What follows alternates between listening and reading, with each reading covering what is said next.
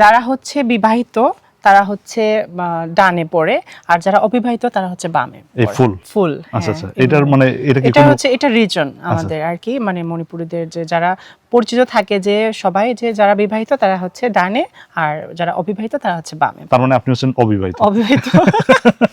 Right. তার মানে এটা হচ্ছে মানে মণিপুরি মেয়েদের চেনার একটা সাইন, সে বিবাহিত নাকি অবিবাহিত। যদি আপনার ডান পাশে ফুল থাকতো সেক্ষেত্রে আপনি বিবাহিত, আর যেহেতু আপনার বাম পাশে ফুল আছে সেটা অবিবাহিত, সবাই পরিচিত। এগুলো কি টোটালটাই আপনাদের মণিপুরি পাড়া? হ্যাঁ, এগুলো পুরোটাই আমাদের মণিপুরি গ্রাম পাড়া আর কি, টিকরিয়া মণিপুরি পাড়া নামে পরিচিত। হিন্দু ধর্মীয় শাস্ত্রে যে কয়টা গুরুত্বপূর্ণ বিষয় আছে তার মধ্যে অন্যতম একটা বিষয় হচ্ছে মণিপুরি নাচ বা নৃত্য। আবার মণিপুরি সংস্কৃতিতে তাদের যত ঐতিহ্যবাহী যা কিছু আছে তার মধ্যে সবচেয়ে অন্যতম হচ্ছে এই মণিপুরি নাচ বা নৃত্য। আর এই মণিপুরি নাচ বা নৃত্যকে মণিপুরীরা তাদের ভাষায় জাগুয়া বলে থাকেন। আজকে আমি আসছি এই আপুর কাছে, যিনি হচ্ছেন কেয়া সিনহা। আর এই কেয়া সিনহা আপুর কাছ থেকে আজকে আমি জানবো তাদের এই মণিপুরি নাচের গুরুত্ব সম্পর্কে। আপনারা তো হিন্দু ধর্মের অনুসারী, হ্যাঁ, তো এই হিন্দু ধর্মের মধ্যে আপনাদের কি মৈতেই মণিপুরি বলে? মেইতেই মণিপুরি। এই মেইতেই মণিপুরিটা কি একটু বলবেন আমাকে? মণিপুরীদের মধ্যে দুই ধরনের আছে, কিন্তু একটা হচ্ছে বিষ্ণুপ্রিয়া, একটা হচ্ছে মেইতেই। আমরা মেইতেই নামে পরিচিত এই আর কি। বিষ্ণুপ্রিয়া আর মেইতেই এদের মানে পার্থক্যটা কি? এটা হচ্ছে মানে এটা আদিকাল থেকে এই পার্থক্যটা মানে কিন্তু একসাথে ছিল নাকি শুনেছি আমি, আমার শোনা মতে, জানি না কে কি ভাবতেছে, পরে নাকি কি একটা সামাজিকতাভাবে দ্বন্দ্বর কারণে আর কি বিষ্ণুপ্রিয়া মেইতেইটা আলাদা হয়ে গিয়েছিল আর কি। কিন্তু নাচ দুই মানে উভয়ই পালন করেন? উভয় পালন করে, কিন্তু তাদের ভাষা আলাদা, আমাদের ভাষা আলাদা। আর নাচের ক্ষেত্রে? নাচের ক্ষেত্রেও সেম, তাদের ইয়েগুলো আলাদা আর আমাদেরটা হচ্ছে মুদ্রাও আলাদা নাচের? না, মুদ্রা সেম, মুদ্রা সেম থেকে গানের রিলিক্স গুলো আর কি আলাদা আলাদা থাকে। আর আরেকটা তো আছে পাঙ্গাল মণিপুরি। পাঙ্গাল মণিপুরি, মেইতেই পাঙ্গাল। এটা কি মুসলিম? এটা হচ্ছে মুসলিম, হ্যাঁ, কিন্তু আমাদের ভাষায় কথা বলে, মণিপুরি ভাষায় কথা বলে, কিন্তু তারা ধর্মগতভাবে হচ্ছে মুসলিম। আর এই যে মুসলিম মণিপুরি যারা পাঙ্গাল মণিপুরি, তারাও কি এই আপনাদের মণিপুরি নাচ এটাতে পারদর্শী নাকি? না, তারা এই ধরনের পারদর্শী না।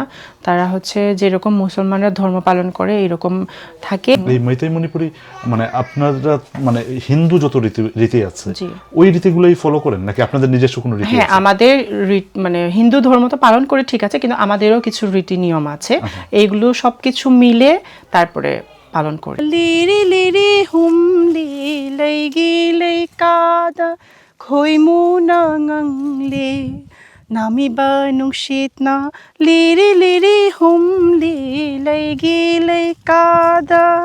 আসলে কি আমাদের এই মণিপুর নৃত্য কিন্তু আদি থেকেই চলে আসছে। এটা আসলে আমাদের জন্মের আগে থেকে, আমার বাবা দাদু মানে এটা হচ্ছে রক্তে মেশা যাকে বলে আর কি।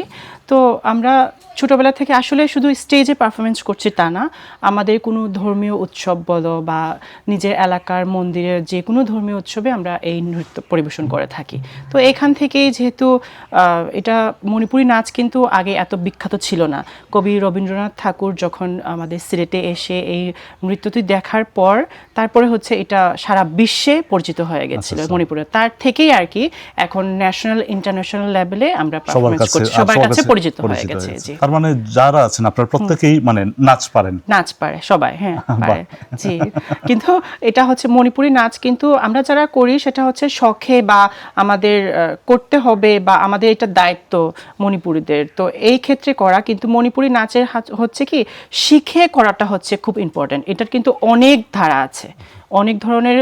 আসলে মানুষে দেখতে মনে করে যে না এটা সহজ, মানে হুট করে নাচা যাবে, এটা কিন্তু না, সত্যি কথা। নাচের কিন্তু মণিপুরি নাচ কিন্তু খুবই কঠিন।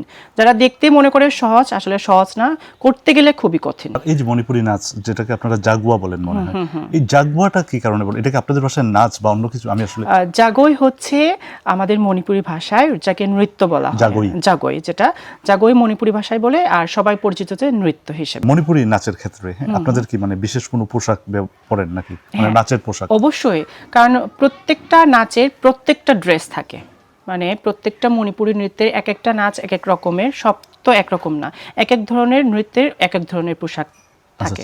এখন আজকে আপনি যে পোশাকটা পরেছেন এটা কি বলবেন আমাকে? এটা হচ্ছে আমাদের ট্র্যাডিশনাল, এটা সবাই পরে, সবারই পছন্দ, আমার নিজেরও পছন্দ। এটা হচ্ছে যে কোনো আচার অনুষ্ঠানে বা আমাদের সামাজিক বিয়ে, মানে যে কোনো অনুষ্ঠানে এটা পরে থাকে এই পোশাকটা। মানে কি বলেন এই পোশাক? এটা যেটা পরেছি এটা হচ্ছে লাইফানেক বলে, থাম্বালেকক, আর এটা হচ্ছে ফিদুপ বলা হয়। আচ্ছা আচ্ছা, এটা ফিদু এটা হচ্ছে আপনাদের একেবারে মানে ট্র্যাডিশনাল ড্রেস, আর এবং এটা আপনাদের নিজেদের তৈরি। হ্যাঁ, আপনাদের অরিজিন তো ইন্ডিয়ার মণিপুর। মণিপুর, তো মণিপুর থেকে আপনারা বাংলাদেশে কিভাবে আসছেন, এটা কি কিছু জানেন আপনি? মানে এটা তো ধরেন কয়েক পুরুষ হয়ে গেছে সেটা। হ্যাঁ, এটা আসলে আমরা জন্ম থেকেই আমার বাবা মা দাদুরা এখানেই ছিল। হ্যাঁ, মণিপুর আমাদের রাজ্য, কিন্তু কি বলবো, আমরা তো এখানেই বাংলাদেশে জন্মগ্রহণ করেছি যেহেতু, মানে এখানেই আমাদের জন্ম, এখানেই সবকিছু শেখা, কিন্তু মণিপুর আসা যাওয়া হয় এই আর কি। আচ্ছা আচ্ছা। তো আমি তো যেটা শুনেছি যে মণিপুরের যারা, হ্যাঁ, আপনারা যারা মণিপুরের অরিজিন, হ্যাঁ, তো মণিপুরের মেয়েরা নাকি অনেক সাহসী হয়, মানে অনেক যোদ্ধা টাইপের হয়। মানে আসলে ঠিক কথা বলছেন। মণিপুরের যে ছেলে মেয়ে, শুধু না ছেলে মেয়ে, তারা সবাই খুবই সাহসী। মানে কি বলবো, তারা মানে মনে করবে যে যুদ্ধ যেতে পারবে এরকম আর কি, খুব সাহসী। এটাও কি আপনাদের রক্তে? এটা হচ্ছে রক্তে কিনা জানি না, এটা হচ্ছে যার যার মানে প্রচলিত হয়তো বা, যার যার প্রচলিত এটা হতে পারে, বাট আমি এটা বিষয়ে জানা না। নিজের জন্য বানায়। কি কি বানাতে পারেন আপনি? মাফলার, তারপর হচ্ছে চাদর, আর এগুলো বানাতে পারি। এটা কি? এটা হচ্ছে আমি যেটা পরেছি। কি জানি বললেন এটার নাম? ফিদু। তার মানে আপনারা এই ওড়না, মানে ফিদু তো ওড়না, হ্যাঁ, তো এই ওড়না নিজেদের বানানোটাই যেটা পরেন? হ্যাঁ, যে বানায়। এটাকে আপনারা কি বলেন? কোনটা? এই যে আপনার হাতে এটাতে পাঙ্গানদেম বলে। কি? পাঙ্গানদেম।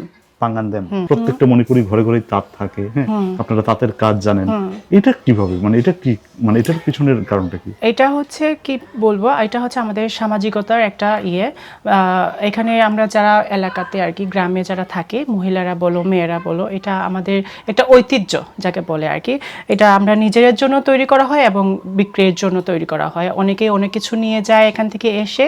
তো এটাও একটা রক্তে মিশা। এই যে তাঁত শিল্প, শাড়ি, ওড়না, মাফলার, চাদর, এগুলো আমাদের প্রতিনিয়ত কন্টিনিউ বানানো থাকে, নিজেরা তৈরি করে থাকে। জি।